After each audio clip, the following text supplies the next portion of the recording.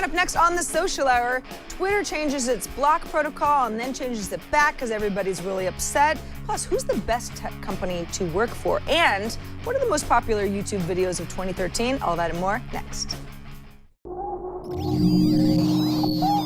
Netcasts you love.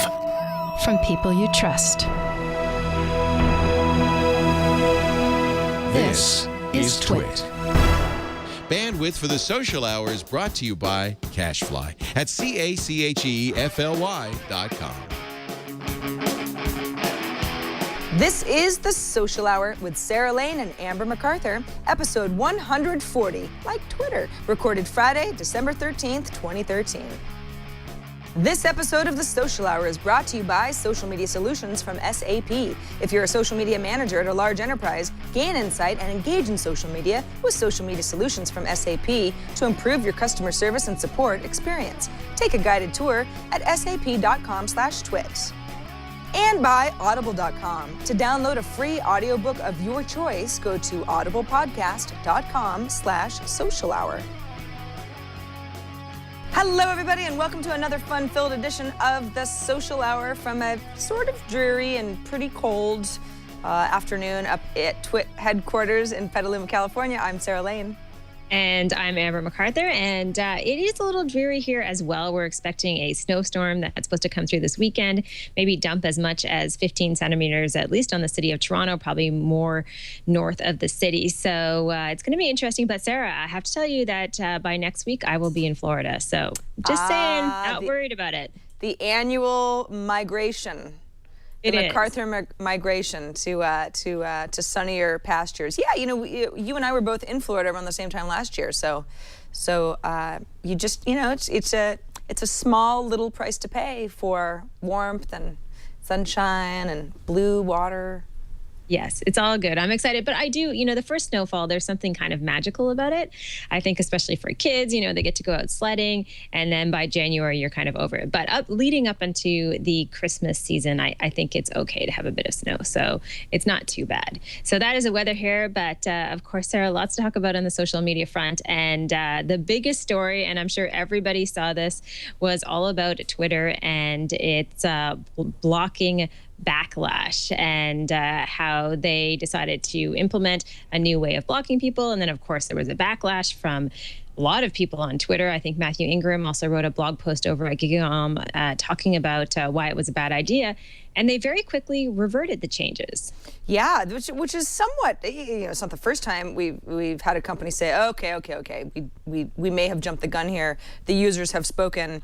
But yeah, the idea is, and Amber, I should point out, by the way, that our first couple stories are all Twitter-based, and our show happens to be episode 140. So just a little bit of a coinky-dink there. Magical. I know, and Twitter just, you know, they sort of provided us all this information, so we didn't have to really even try that hard to make the connection. Yeah, so yesterday, gosh, it was like 24 hours ago, Twitter changes its blocking policy to, let's say, okay, so you and I are following each other. Somehow, I don't know, our friendship goes sour. I don't want you to be able to have access to me anymore, so I block you. Well, blocking doesn't really keep you from seeing what my activity is like. If you sign out of Twitter and go to twitter.com/Sarah Lane, you'd be able to see everything that I'm tweeting. The only way for me to truly be private would be to make my entire account private, which means that only people that I've allowed following privileges can see what I have to say. Okay, well, that's the way that it has worked. And then yesterday, Twitter made a change that if I block you, you still are able to look at my profile without having to sign out and then kind of like be anonymous. And that confused a lot of people. It sort of upset a lot of people, especially people who have said, I've been harassed before on Twitter. I don't like the idea. Yes, sure, you can always get around certain features, but this just means that if I block somebody, they go on with their lives as if nothing has happened. And it sounds like Twitter thought, well, but don't you anger somebody a little bit more if then they see that you've blocked them, because then they'll know that they have to sign out in order to get access to you. And Amber, I don't know how you feel about it. I mean, I don't know that I need to be that passive aggressive when I block somebody so that they have absolutely no idea that I've done so. but I also don't really ever feel like blocking did much anyway. Yeah, I think the blocking feature is something for me that I've never really used it. I mean, maybe once or twice, but at the end of the day, I just felt like, and I agree with how Twitter has done it for a long time, and one of the reasons that they did change it was that people were notified that you did block them. And I do think in a lot of cases that does cause more problems. It makes people angrier. They don't like the fact that you blocked them. Yeah. So it's one of those things where I don't know. I'm kind of on the fence with this one. But I do think for people who are harassed, it's a huge issue. And clearly people did not like the way that Twitter had dealt with this and didn't like the idea that you couldn't be a little more aggressive with your blocking, because that's the previous way of doing it, which obviously it's reverted, so it's back that way. It allowed you to really almost make a statement, I think, by blocking someone and just to say, you know what, I don't want anything to do with you in my Twitter life, and that's the end of that. Whereas the change they tried to implement, it was, like you said, a little more passive. Yeah, definitely a little bit more passive. I think there's a larger issue with what does blocking do anyway? I mean, really, I block people pretty liberally. You know, somebody will say something that's disparaging, or, you know, I kind of go like, oh, gosh, that didn't make me feel very good. I just need to block this person, because then they won't show up in my @replies the next time they say something, you know, that's going to ruin my day. That actually works really well, because you just forget that that person exists, and you don't see them again, and they're not sort of inserting themselves into your timeline. But for a long time, I thought blocking somebody meant, yeah, you don't get to see anything that I'm doing. It's as if I don't exist on Twitter.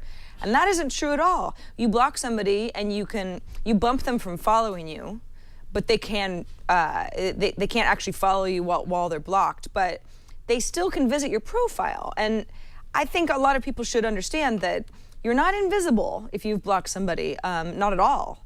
Even with Twitter reversing its decision, I think it's great that it happened so quickly, especially because there are a lot of vocal people who say, listen, there have been people that, it's not just about, oh, somebody said something mean about me and it hurt my feelings, but I have actually felt unsafe.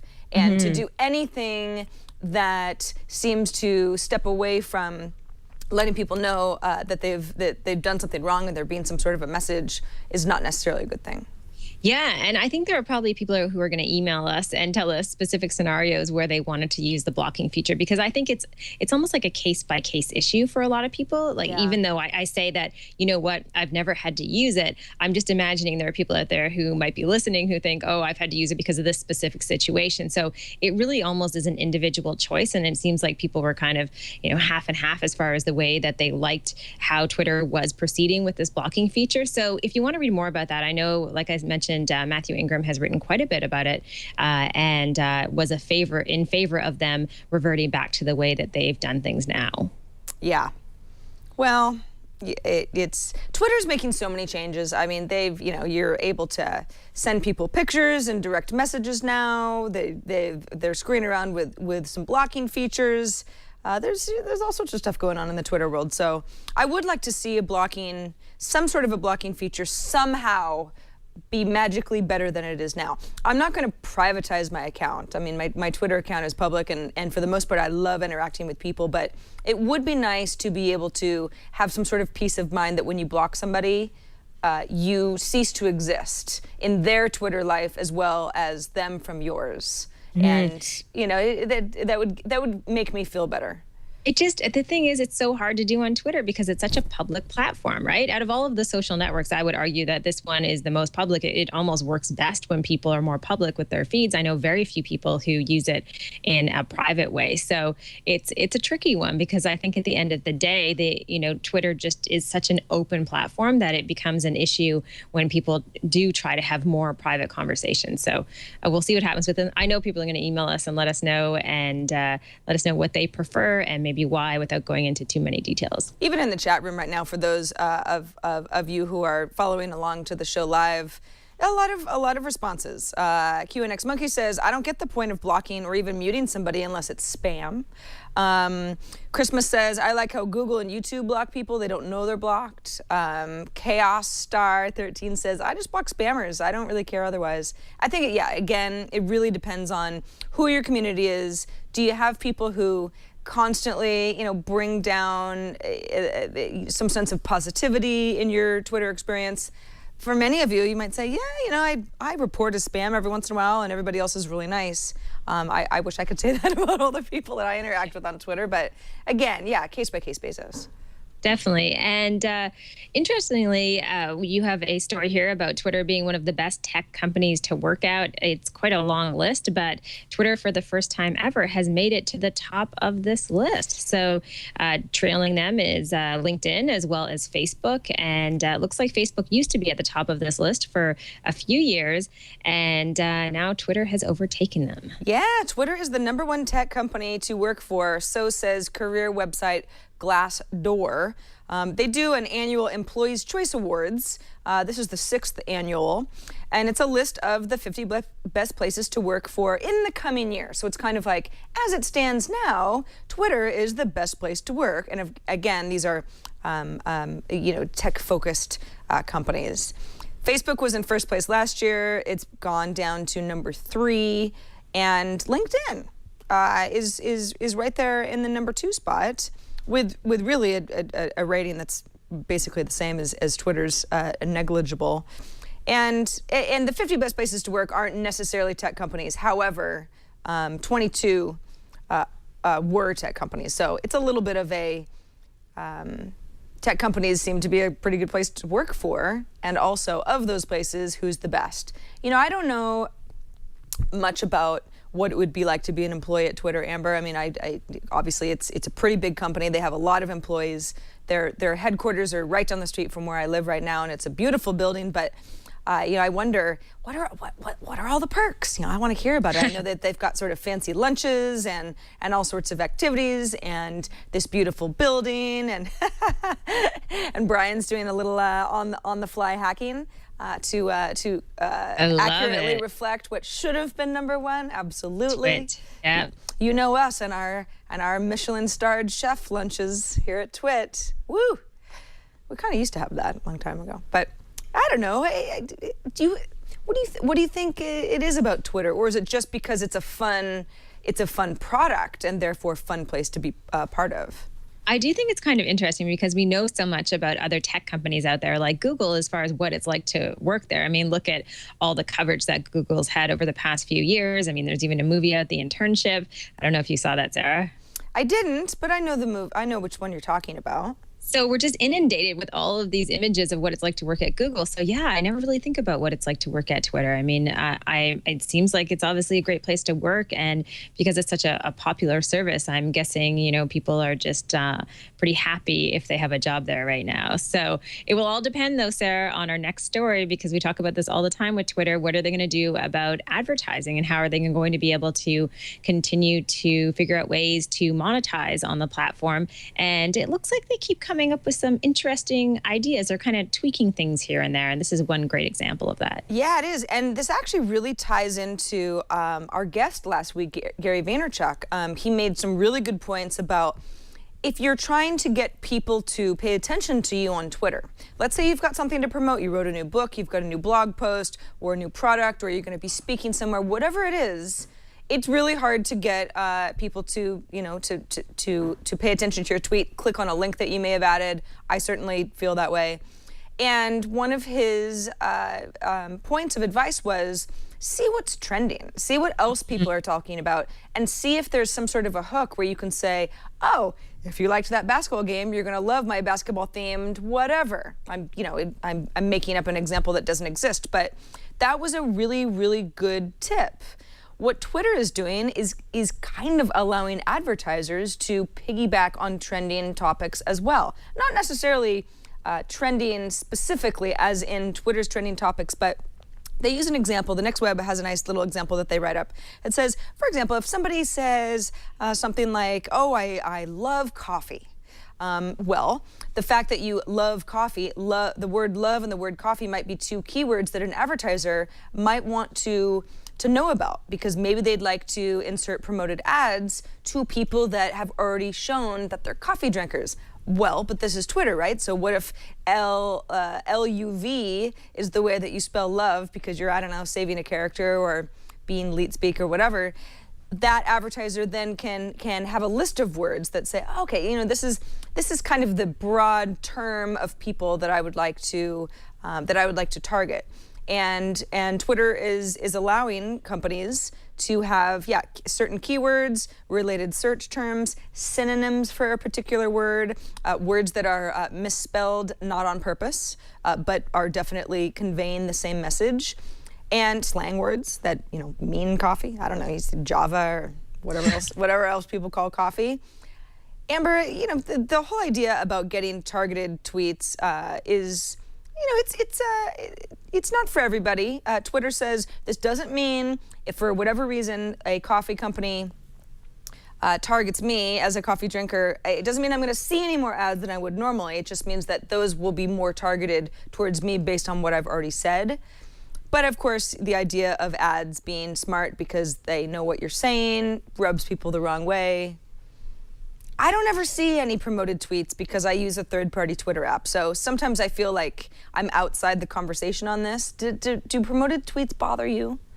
I'm not really bothered by them too much. I mean, I just don't think they're that intrusive in many ways. And I think from an advertiser standpoint, this is a really smart thing. As they mentioned in the article, this is something that happens on other social networks. But I would argue it's probably most important on Twitter because so many people are, in fact, trying to shorten words all the time, right? I mean, you may just write something like love and LUV because you just don't have enough characters left. So it makes perfect sense for them to really lead on this and to continue to do this because I think so often people are just trying to figure out how to fit in 140 characters and it's not that easy all the time. So I think broad match makes a ton of sense. I don't know if it's such a big change with how Twitter's doing advertising that it's going to make the difference as far as major revenue. But I think at the end of the day, again, I go back to these kind of little tweaks that they're doing with their advertisers. And I think this is a good one.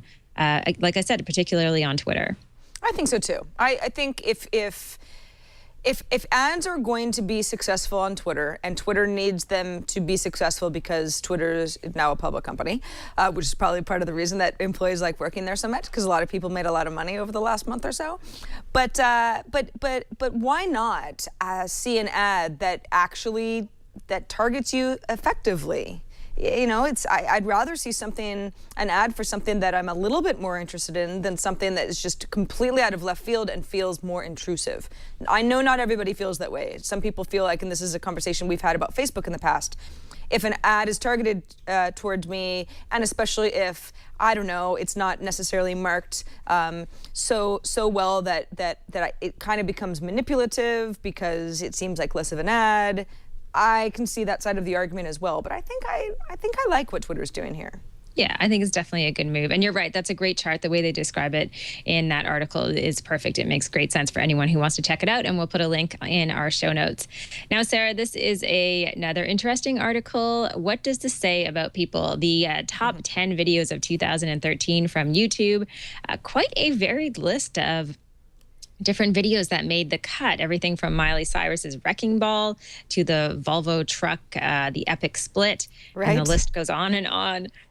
You know, it's weird. At first I was like, Harlem Shake, wasn't that so last year? But, these things tend to spill over. And of course, we're in December, so January might have been a really, really big month for Harlem Shake. There you go. Of course, the NFL bad lip reading, I'm aware of that. Again, I was like, that's not from 2013, but sure it was because we all watched it before the Super Bowl, which was last week of January. And then, of course, what does the Fox say? Which I never really liked all that much, but that's a big one. Definitely, it was the top trending video. Psy, who is famous for, gosh, what was that first video called? Now I don't even remember. Gangnam Style. Yeah, he had a new video that was the top trending music video of the year. Never even seen that. I haven't either. I think I'm almost more surprised, Amber, that some of these videos, I probably would know a lot of them if I watched a few seconds of the video, but I don't know them by name. Yeah. I don't know the Lonely Island's YOLO video. Maybe I've seen it, but I don't remember seeing it. You know, it's funny. I mean, you could almost look at this list, and I think so many of these are almost like repeat videos. And what I mean by that is think about Evian as a brand, and think about their original video where they had all those babies roller skating or rollerblading. That was from a few years ago. Then you have Lonely Island, which had a big hit a few years ago as well. I mean, it just seems like not a whole lot has changed as far as the top 10 list to what really makes it on YouTube. And for the most part, that it's kind of comedy as well as music videos and, of course, spoofs of certain things. Sure. Yeah. And we're actually looking at the YouTube sort of year in review that stars a lot of YouTube stars, which I mean, I recognize a lot of these people. And I don't even know why, because I don't even really watch that many YouTube series. But it's very interesting what ends up making it to the top. I mean, some of it is super high production value, so that's a part of it. What does the Fox say? Whether or not you like the song, I mean, it's very well done. And that's I don't know who paid for that, but you know, it's that they put a lot of effort into it. But you never know. Mozart versus Skrillex. I wouldn't have thought, Amber. I wouldn't have thought. I'm always amazed, though, Sarah, by the numbers, right? And we're going to talk about a video later on from WestJet, and I think they've reached almost 20 million views in just a couple of days. But the numbers always surprise me and amaze me because they're just so high. And then I also think of this whole YouTube culture, which I think we mentioned before on the show. I feel like I missed the boat entirely on that. Just the whole, there are all of these personalities on YouTube who've built up massive followings, and they literally are getting millions of views. Not weekly, but it's quite frequent. Yeah, it is. It is. It's ridiculous. I don't know. It's just, yes, it's crazy. We will talk about that a little bit later in the show. You know, we wanted to just touch on before we move on to round out our news is a little bit of, it's almost non-news from Facebook. It's a little bit strange. This comes from Mashable. Although I believe the original story came from Mike Isaac over at All Things D. But earlier this year, Mark Zuckerberg had walked people through at a little unveiling of the future of the newsfeed. Walked a bunch of people through this back in March, I think, what the newsfeed was going to look like. There were going to be bigger pictures and you know, the newsfeed was just kind of going to get retooled. It was going to look a little bit different and be more visual, much more emphasis on, yes, photos and videos and that sort of thing to make your newsfeed come alive. And that new design had been rolled out to a small amount of users, but the idea was that all users were going to get this new design before the end of the year. And a Facebook spokesperson has now said that the company is still testing this redesign, still taking feedback from users, and wouldn't actually comment on whether or not the redesign has officially stalled, which is a little bit odd because you figure if Zuckerberg, I mean, he's the Facebook guy, if he's walking us through some of the new changes and how great they are back in March, that's the point where you figure, oh, okay, Facebook has done a lot of internal testing and now they're ready to let everybody know what it's going to look like. That was, I mean, 9 months ago now. What do you think happened? I don't know. I mean, it's interesting in this article where they talk about the new look, you know, including things like larger images. Doesn't seem like there are any massive changes, but I'm not sure. I just think this is a crucial time for Facebook. And if they need to take their time, maybe that's a good thing, because at the end of the day, they face so much competition. I mean, it is a situation right now where there are a lot of players in the market. And I think, you know, one wrong move as far as the design, and you can just imagine how people are just willing to go elsewhere because there are so many other options. So I think as much as I think it's strange, I think taking their time is probably a good idea and not rushing it, because historically, Sarah, they have really rushed things with Facebook all the time with changes. You know, they do what Twitter just did. They'll make a tweak to how the service works, and then they'll take it back and they'll revert to the way it used to be. Mm-hmm. So if they need to slow down a bit, maybe it will be a positive thing for them. Yeah, especially, you know, there was news. Did we talk about this last week, or did it happen since we were last on the show, that Facebook wants to tweak its algorithm so they put more emphasis on quality news stories? Yeah, we did talk about that, didn't we? We did talk about this, yeah. And so that, I mean, I think that plays into this too. I mean, if if the new design all of a sudden was supposed to make a lot of those kinds of shared articles and stories more front and center, and Facebook has since decided, you know what, all this kind of viral stuff is contributing to people not taking Facebook seriously or spending less time on Facebook because they don't feel like there's quality stuff being shared, well, that affects the design as well. Yeah, it definitely does. And I still wonder when they're talking about determining what quality stories are, how they can effectively do that. I mean, it seems so strange to me because I imagine for me, one of the reasons I'm on Facebook is really just to keep in touch with my family, cousins, what they're doing. And I don't know if any of the posts are really, hopefully none of them are listening, but if the quality is really that high, if you were to run an analysis and see that my cousin maybe just posted about getting married, if that really is that exciting, right? So, but to me, it's relevant. So it's a tough one with them. I mean, I hate to beat up on Facebook. I feel like we kind of do it on a regular basis, but I think there's less and less reason for me to go there regularly, except to find out what those people who are really close to me maybe are doing. Those people who aren't on Twitter yet. Yeah, I'm looking at my Facebook feed, and I was really, this morning I was like, the quality really does need to get better. Of course, now there's nothing too horrible that I'm looking at. Yeah, I'm just kind of looking through my news feed. But yeah, it is a place where you get a cornucopia of articles that are being shared. I know that they're being shared on Twitter. Somehow it's easier for me to not click away, and I end up clicking on a lot of articles from Facebook.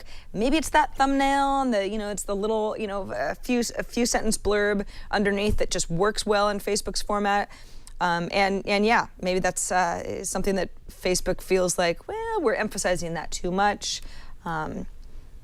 I don't know. I don't know. I look forward to the changes. I mean, Facebook is not my favorite social network, Amber. And I know that we kind of do say that, but I do spend a lot of time there. So I want it to be as good an experience as possible, as long as I have that many friends who I really only connect with on Facebook. Yeah, it's like, for me, it's almost like I check my mailbox every day because the mail comes, but I hate mail. You know what I mean? Mm-hmm. I check it because I may have to open up a bill, but I hate the whole fact that, I have to do that on a daily basis. And Facebook feels like that to me, like I have to check it, but it's not something that I can say that I overly enjoy necessarily. So I tend to spend more time on Twitter and elsewhere, but, it's one of the biggies. And of course, we'll keep an eye on it. I missed a book club party the other night that I knew was happening.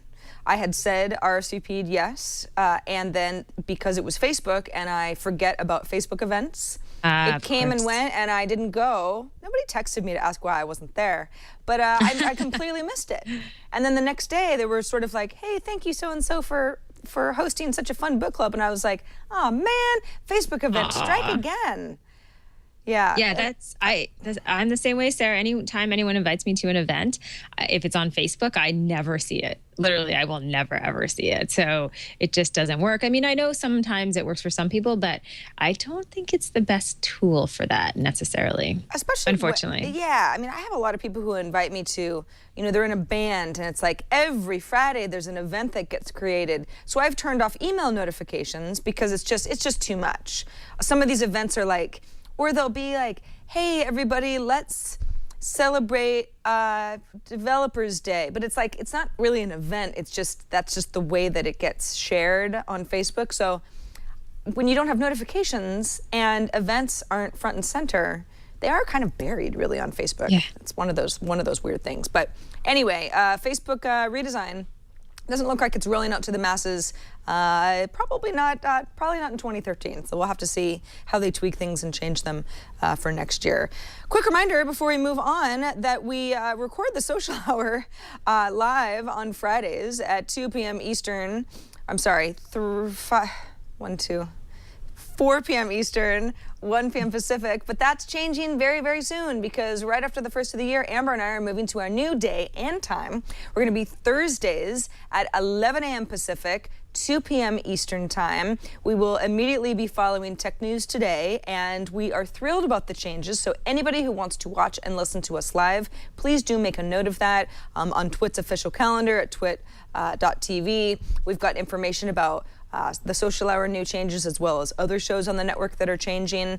But we're excited about it. It's one day earlier. It's a good day for us, and it's fun to start the new year with a little bit of change in our schedules. A little change. Yeah. I'm looking forward to it. Never hurt anybody. If you have feedback, by the way, about our time changes or anything we really talk about on the show, lots of different ways you can get a hold of us. But the Social Hour at twit.tv is our not our voicemail box, our email box that we check all day, every day, on the hour, on the minute.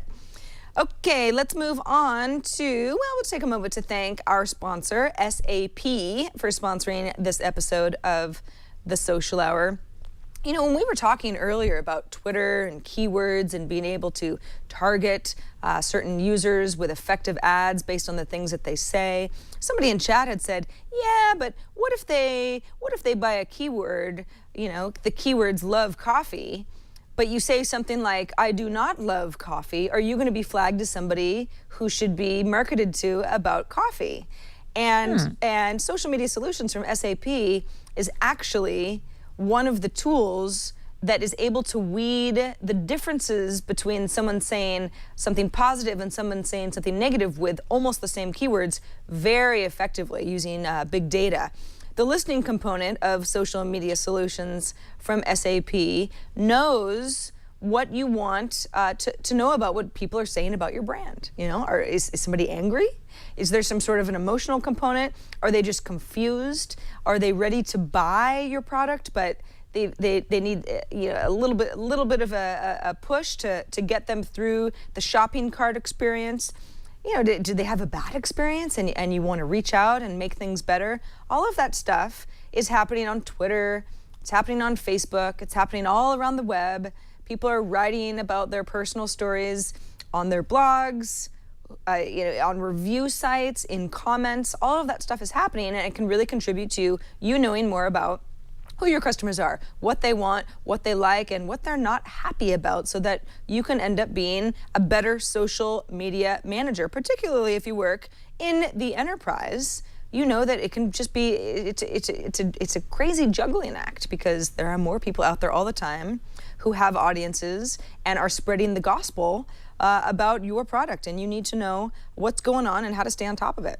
The engaging component is how you improve your customer service and support, because you set rules about which person on your team is getting which message. You know, it's not necessarily going to funnel all through one person. If you're a big enough company, you can't do it all on your own. You've got people who have specific jobs, and you can monitor the activity on the social stream and then respond to it, which helps you drive sales, which helps you solve customer problems, keeping them happy. You can respond to customer feedback and let them know that you're listening and impress them. We've all had experiences with companies who don't do that, and you feel like you're just kind of complaining to a big void. When a company gets back to you right away, you always notice. It's always appreciated.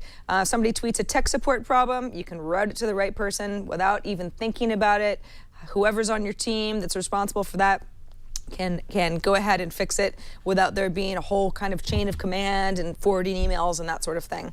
Social Media Solutions from SAP gives you more than marketing by improving the customer service and support experience. If it sounds good to you, sounds good to your company, or you know of somebody who works at a company who's sort of drowning in the social scene, go to sap.com/twit and take a guided tour. See for yourself how Social Media Solutions from SAP works and can work for you. sap.com/twit. And thanks to SAP for sponsoring this episode of The Social Hour. All right, Amber, you mentioned a pretty hot YouTube video earlier in the show. What is this? This is a great story, coming out of that ad for SAP, because it's a story about how a brand created a video and got a ton of attention online. And the company is WestJet, which is a big airline in Canada, and they created this Christmas miracle video. So we're watching it now for our audio listeners. I'll explain it. So what they did is they went to the airport, and when they were at the airport, they set up this this kiosk, and the kiosk was a place where people could go and they could talk to Santa. So they had people who were waiting at the gate, who were waiting for their flight, who would go in and they would tell Santa exactly what they wanted for the holidays. And Santa would light up on this screen and interact with them. So it wasn't like it was not a real person. Santa was in another room and they were doing all of this live, and kids loved it. So they told Santa, you know, I want a toy. One guy said, I want a TV, and Santa would respond to them. We are showing the video now of a little kid going up after they scan the boarding pass. Santa knows who the kid is and their name, and they're interacting back and forth. So I won't talk through the whole video because it's 5.5 minutes, but the gist of this is all of the people who were waiting at the gate mentioned what they wanted to Santa, and then kind of went on their way. Well, while this was happening, they were flying to their destination. WestJet had a team on the ground who was going around to all the toy stores and electronic stores and getting all of the gifts that people had asked for. And I don't know if we can fast forward in the video closer to the end, but you see people get off the plane who are literally getting off the plane and coming down the belt are literally all these different gifts with people's names on them. And they're in shock because they had just asked for these, you know, from a random Santa in a screen. And then it all came true as they got to the baggage area. That's so amazing. That is such a good idea. Gosh, how much money do you think that they spent? I know. You know, I think it costs a lot. Did somebody ask for a car? Someone asked for a big screen TV. That appears to be the largest item. And there are a lot of people on social media talking about how one guy asked, said, oh, I need some new socks, you know, not really thinking about it. Of course, he gets new socks, but he's probably wishing at this point he asked for something a little more. But nonetheless, a lot of happy passengers. And, you know, I rarely watch a 5.5 minute video on YouTube, but this is one where you'll watch to the very end.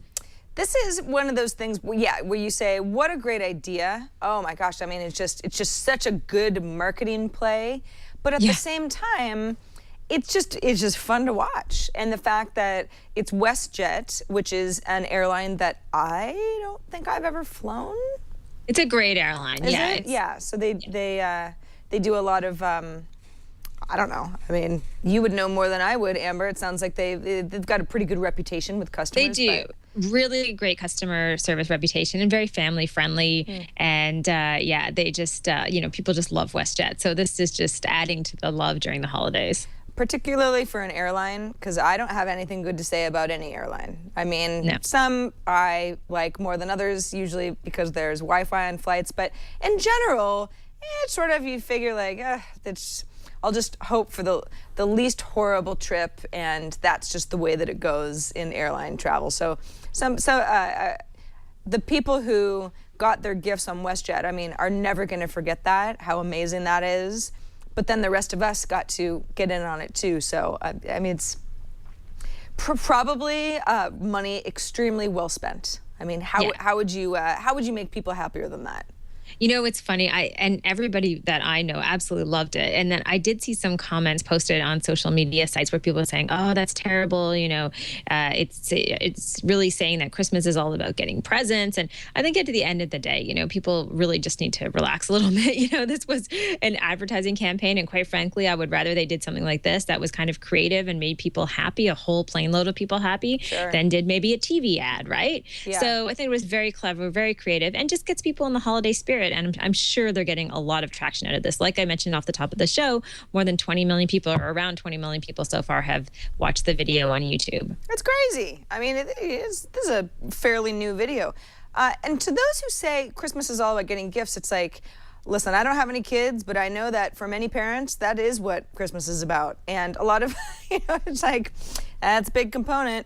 And it'd be kind of nice to be getting a little gift as you're waiting for your luggage to come out. Also, there were a couple people who asked for flights home for the holidays, which they received as gifts. And so, oh yeah, that's right. There you go. It's all about family as well. Yeah, WestJet understands. Good Nicely work, done. WestJet. If only that would happen on my next flight. Hint, hint, hint, hint. Hint, hint, Virgin America. Hello. Make it rain. fun. Okay, so what's our social tip of the week, Amber? All right. I am a big Google user, as I know you are. I use Gmail, lots of other tools, and Google now has this website where you can go to and you can get Google tips for all of the different products that you may use from Google. And it's kind of interesting. They're like little cards almost. When you click on the link to go to Google Tips, you'll see you can search at home, at the office, and you can search by product. So if you want to search by product, for example, and go into something like Gmail, you can get Gmail tips on these little cards. Things like you send that family video over email without worrying about how big it is, and then it will get you all the information you need to figure out how to send files up to 10 gigs. So it's basically simple little tips that are formatted in a way that just make it easier to be able to flip through them. I love this. I think, even though I feel like we study Google products all the time, I'm pretty up to speed on everything that Google releases, and there are quite a few of them. This is not only a great reminder, just like, oh yeah, I can do that in Gmail, or I can link those two accounts together. But hey, 'tis the season to be the family hero that helps your your family or your friends or whoever kind of know a little bit more about the tools that they have as well. And I think that this is a really nice place to direct people to, because you can learn a lot about stuff that's it's not hard to implement. It just might have been a feature that for whatever reason you weren't using, and really makes your life easier. Yeah, it's just really simple stuff. Okay, Sarah, here's a way to describe how great WestJet is at social media. We just got a tweet from them. Superb. Oh. Thanks for the heads up, because someone had tweeted out we were talking about it on the show. Wow, There you that go. was that was A minute later. yeah, 1 minute later. Thank you, WestJet. You are perfect. You're perfect in every way, apparently. You are on top of the... Are you using SAP? That's awesome. Too funny. So yeah, the Google tips are very cool, and I think it's one of those things where just simple little things. If you want to just be almost like a Google Power user, this gives you all that information that you would need at your fingertips. So very, very handy.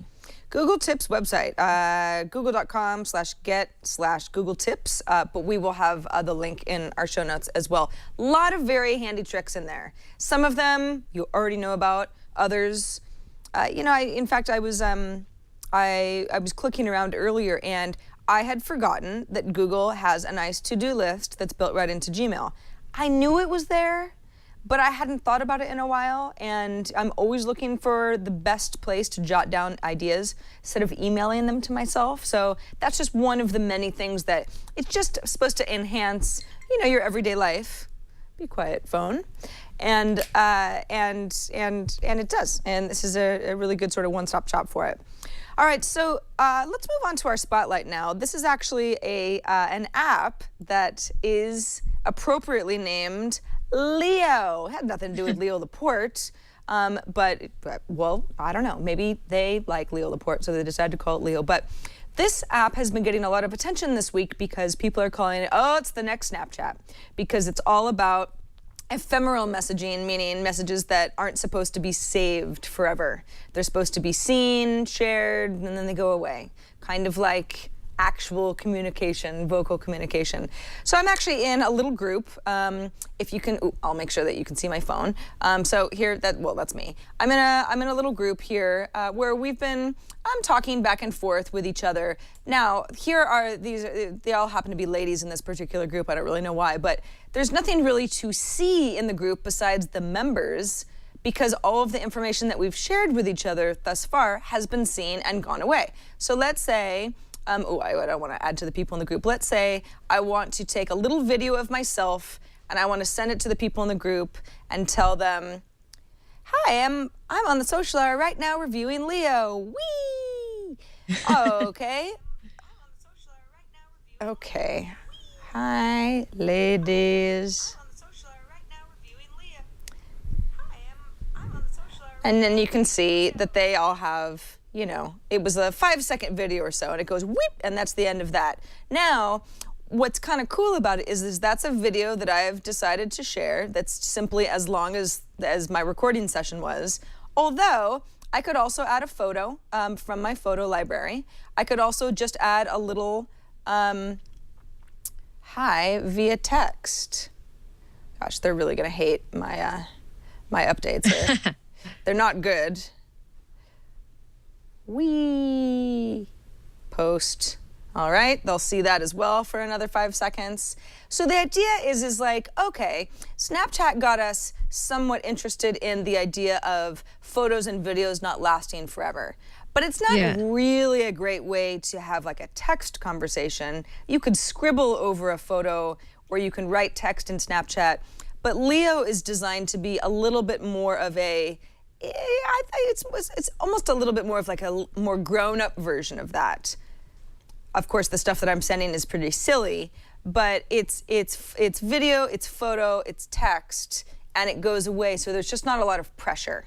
If you want to share something, you share it. How long does it last, Sarah? Is it 5 seconds? Yeah. Okay. Well, the video, obviously, it depends on how long the video is that you that you have. But yes, it's a 5 second thing. It's gone. It's there and it's gone again. So it looks slick, though. It looks like a really nice design. I know it looks like it's available for iPhone and Android devices. Let me double check with that. I want to make sure. So. I want to make sure that that's right. Yes. It's available on Google Play and the App Store, so that's good. And I've only played around with it on iPhone, and you know, this is one of those things, Amber, where I love the idea of temporary messages, stuff that doesn't, you know, add to my smartphone hard drive or make me feel like I have to be an artist or that sort of thing. And I just wonder, okay, well, Snapchat is wildly popular, so people like the concept. How many people are going to end up using Leo, even if it's a little bit more of a, it's maybe possibly a better utility for communication? How do you convince people to sign up? There are quite a few of my sort of tech friends that are already using Leo, but what about everybody else? It's hard. You know, you almost wonder what that tipping point is with certain apps and tools out there like Snapchat. You know, what happened to make it become popular? Obviously, teens kind of latched onto it, and that's a huge win every time. But I think you're right. I mean, it just seems so hard these days to get a lot of people using it, right? There's so much competition, especially in the messaging space. I mean, it's very crowded right now, and I don't know. It seems like it's one of those things that it's like almost luck, right? if you end up doing well. Yeah, right. I mean, when Snapchat first came on the scene, and that wasn't that long ago, I mean, I remember thinking, okay, I understand the concept, but I'm really not the target audience for this. I don't see this being of any use to me. And now, it's not even so much that I'm sharing so much on Snapchat, but I've got a group of friends where there's a friend of mine who he's really good about every few hours. I don't think that the Snapchats are coming specifically to me. I don't think so. I think it's probably a group of people, but he has like these really cool updates and he's always in cool places and he's traveling a lot and it's wonderful. And the videos don't have to be emailed to me or anything like that. I see them and I go, oh, look at Tyson. And then that's the end of it. So I like the idea of this. It'll be interesting to see how many, what kind of a user base Leo does have, or can build up based on Snapchat's popularity. Well, Wayne on Twitter says that the key is to make parents hate it, and then kids will love it. So maybe that worked for Snapchat. We'll see if it works for other services. Right. There's got to be something in there with the name. I'm trying to come up with something really, really funny, but I have to be careful. Yes. Yeah. It's a tough one. Get Leo app, by the way, is the site to go to if you want to know a little bit more about that. But that's our spotlight of the week. We also got an email from Chris, who said he was mentioning, because a couple episodes ago I had said Twitter favoriting is kind of weird to me because I favorite stuff that I want to bookmark, and sometimes that would be, you know, an interesting article that maybe it mentions an iPhone app and I think, oh, I have to remember, and I favorite it, and then I'll go back through my favorites and then I'll unfavorite things that I've favorited in the past because I'm done with them and they don't need to be in that list anymore. And Chris says, you know, it occurred to me that Sarah's going through a lot of unnecessary bother every time she goes back and unfavorites old tweets. Plus, the recipients of all this favoriting and unfavoriting must end up a little confused as to whether Sarah likes their tweets or not. He says, why not just use an IFTTT recipe, that's if this then that, which we've talked about on the show in the past. It's sort of a way to link services together. He says, why not use a recipe to automate some of the stuff and make your life easier? In fact, I've created a few recipes for you guys and anybody else who'd like to use them. They can be triggered every time a tweet is favorited. So one will save your favorited tweet to Instapaper, or one will save it to Evernote, or one will append it to a text file in Dropbox. He says IFTTT is one of those things like Drafts or Launch Center Pro. Those are both other apps that are good at getting things done. He says it really becomes indispensable once you realize how much it can do. Then he says, I love the show, but we need more cats, and so thank you, Chris. You're a wonderful emailer. You're helpful. You say nice things about us, and you mention cats. You're great. Amber, I think this is a great idea because my main concern with tweet favorites is I've got stuff that's like utility favoriting plus stuff that's like Amber made a joke that was awesome, or I like that picture that Amber shared, I'll go ahead and favorite that to give her a little, like a little internet heart type thing. And they don't really belong in the same category. So if I just favorite things as much as I want and I know that there's a backup somewhere else, I don't have to worry about my favorited tweet list so much in Twitter itself. I love it. You know what? I feel like I don't use if this then that enough, but I love the idea of all of this just to stay organized, and it makes so much sense. And I find so much great content on Twitter that even just being able to favorite and then send it somewhere like he mentions, like Evernote, just to keep track of it is such a fabulous idea. So Chris, thank you so much. Yes, and, we will put those links in our show notes as well, Chris's recipes, so you can utilize them if you like. I certainly will. I think between Instapaper, Evernote, and Dropbox, Amber, I'm such a Dropbox fanatic these days. That's probably where I would choose to have my tweet favorites sent to, but Evernote would work really well too. Yeah, Evernote would work great. Yeah. It's a great idea. And then more cats. So we'll work on that. I mean, we usually do have some type of cat social media story, but this week, not so much. So maybe next time. Unfortunately, not so much.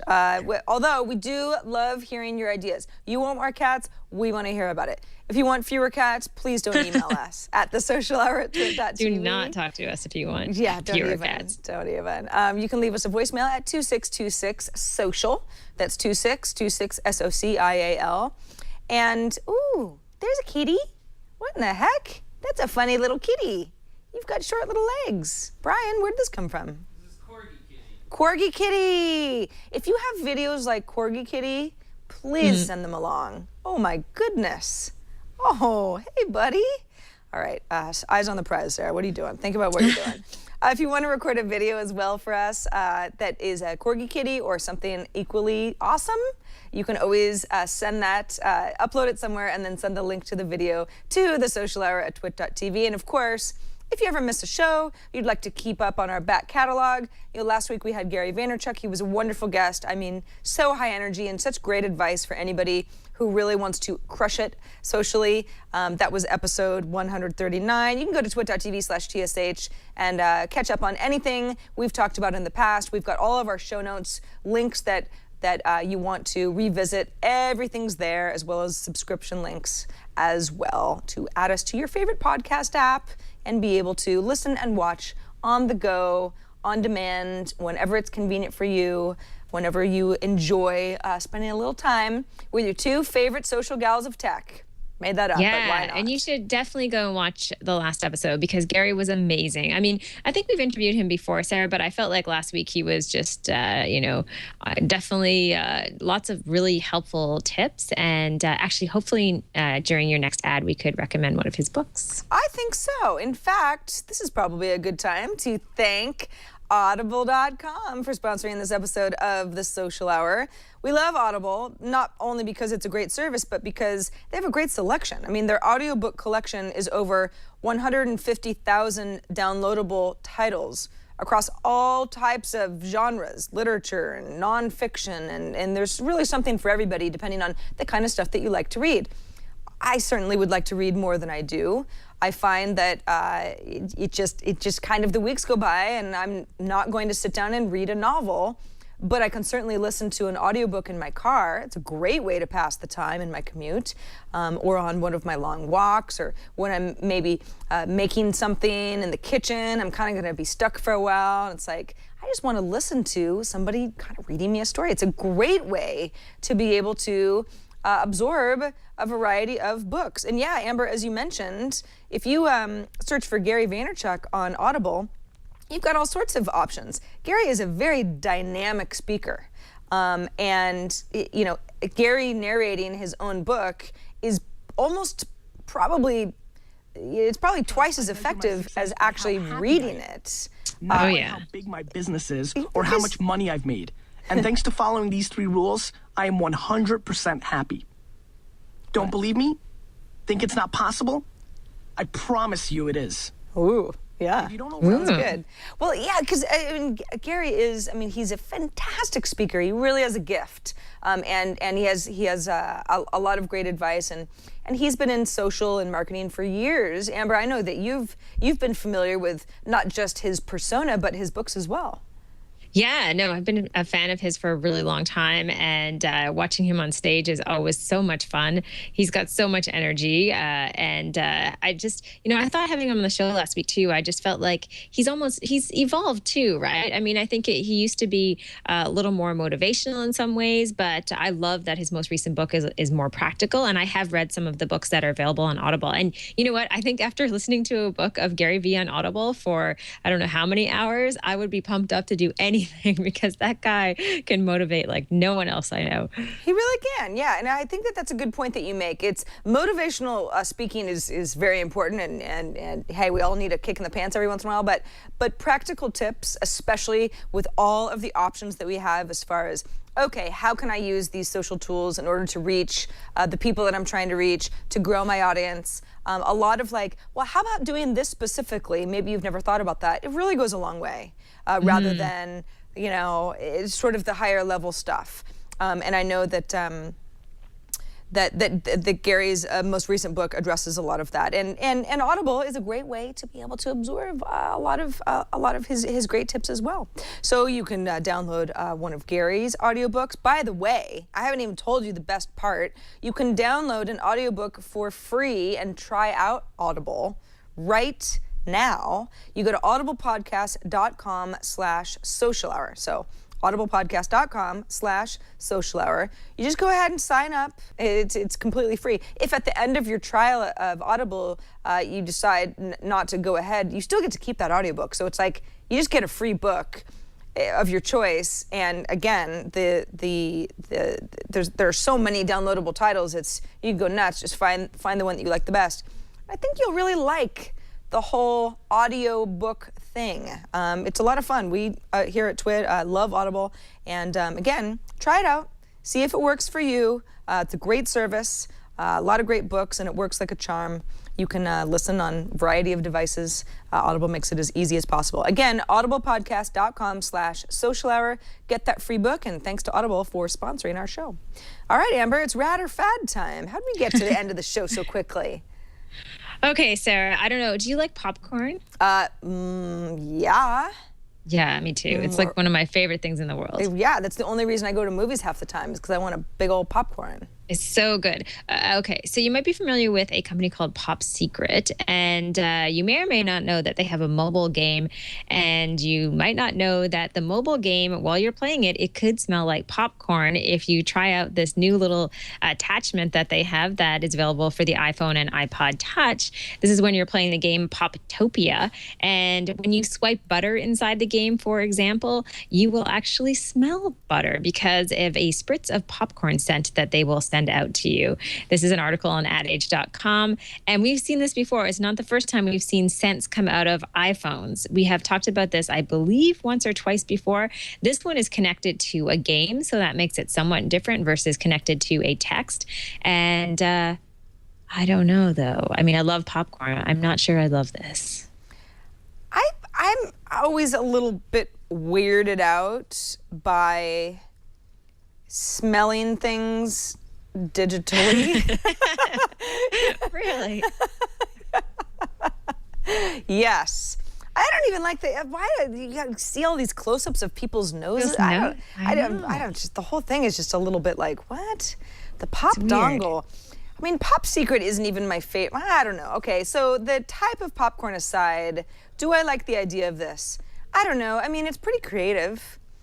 I think Amber, I think I'm down with the real thing.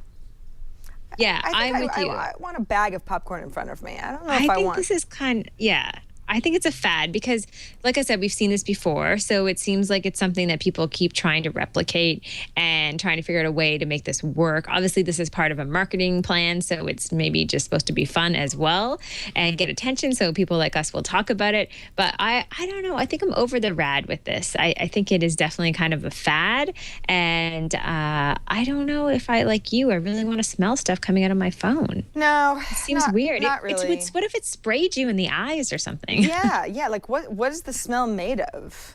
What is the and there's so many scratch and sniff stickers that don't really smell that much like what they're supposed to smell like. I mean, not that I'm like doing a lot of scratch and sniffing these days, but I have over the years enjoyed a sticker that's supposed to smell like root beer, you know, and you smell it and you're like, that doesn't smell like root beer. Right. It smells like a weird synthetic version of it. What are you doing, Brian? My God. Brian. Okay, for our audio listeners, Brian has just put Sarah's nose, inserted it. My poor, awful, misshapen nose. Thank you. Thank you, Brian. That's awesome. I did not. Very nice. But I don't know, Amber. I don't think I want a pop dongle. I don't want a pop dongle. I'm with you. I'm going to go for the real thing. Yeah. So we're over the smelly smartphones. Yeah, scratch and sniff dongles for phones. That's a fad. Yeah, and you know what? There's so many germs on our phones anyway. Like, just the last thing we need is more stuff spraying out of them. Anyway, that's a whole other conversation. Ugh, God. Yeah, where's your dongle been? You know, it's going to be the new question. Sorry, Pop Secret, but I'm afraid I'm going to have to pass. But send us popcorn. yeah, real popcorn is just great. Kettle corn. Yeah, there's nothing wrong with that. All right, well, that does it for this edition of The Social Hour. Thanks, everybody, for hanging out with us. Those who watch and listen to us live, as well as those who are watching or listening after the fact at your leisure, over the weekend, perhaps. Or, you know, it would kind of be fun to know. Sometimes we get feedback like this, Amber, and people tell us, "Oh, this is why I like your show," or "This is when I listen to your show," or watch your show, and remind us how you consume our show. It'd just be kind of nice for us to know, really, what you like about it, and maybe what your favorite part of the show is, and what you'd like us to talk about more. All of that stuff would help us because, hey, you know, we're social. It's a community here. We want to talk about the stuff that everybody wants to hear about.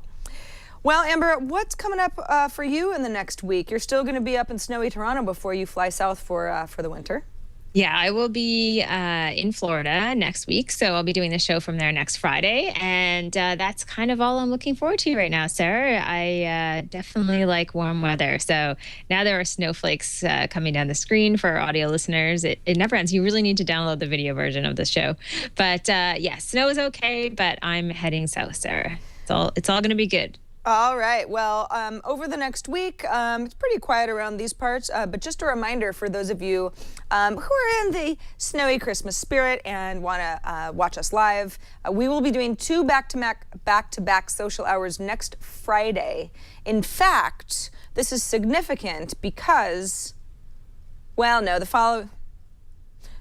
We'll be doing 2 shows next Friday back-to-back, so one at 1 p.m. Pacific and then another immediately after at 2 p.m. Pacific because we will be off for the Christmas holiday on December 27th, which is a Friday, but we will be back on the 3rd. Our first show that airs on Thursday is technically the 2nd week of January. This might all be too much information. Definitely check the Twit calendar, but I just wanted to give you a heads up that you get 2 for 1 next Friday. So if you can join us on Friday afternoon, there'll just be a lot of me and Amber. And I think the second show, we're going to do the best of social media for 2013. So Exactly. definitely tune into that one. It's gonna be Absolutely. good. Or send us your stuff too. Yes. Send us submissions. Tell us what was the best of 2013, and we'll add it to the mix. All right, thanks for watching and listening, everybody. We'll see you next week. Until then, I will remain Sarah Lane. And I'm Amber MacArthur, and we'll see you soon.